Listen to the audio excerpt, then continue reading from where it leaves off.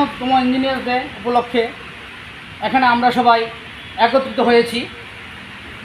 আজ 15 সেপ্টেম্বর সারা দেশে engineer day হিসেবে উদযাপিত হয়।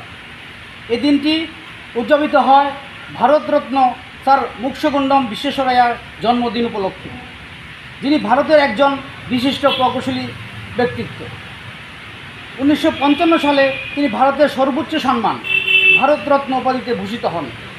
জলসম্পদ ব্যবস্থাপনা, নদী বাঁধ, সেতু নির্মাণ, সেচ, পানীয় জল এই সমস্ত প্রকল্পের বাস্তবায়নে তার অসামান্য প্রতিভার জন্য তিনি আন্তর্জাতিক স্বীকৃতি অর্জন করেছিলেন।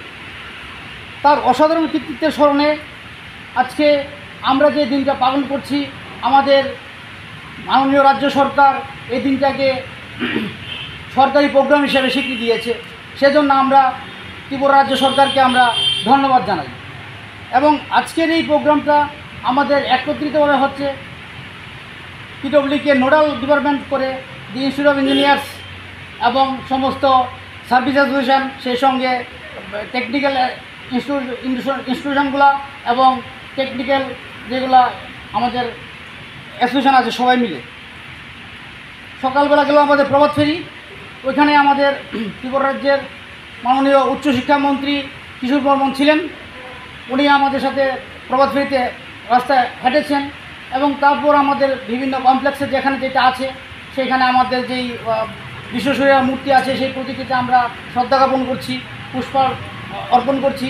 এটা আমাদের এই কমপ্লেক্সে আমাদের সিটের পক্ষ থেকে আমরা করছি। এটা আমাদের এখানে আমাদের সমস্ত অতিথিরা করেছেন। আমাদের সাথে আছেন আমাদের ওয়াটার রিসোর্সের মাননীয় মুখ্যমন্ত্রী। পর হবে যে এবছর সারা দেশে যেই সেমিনার হবে আমাদের, সেটা প্রতিবাদ হচ্ছে deep tech and engineering excellence.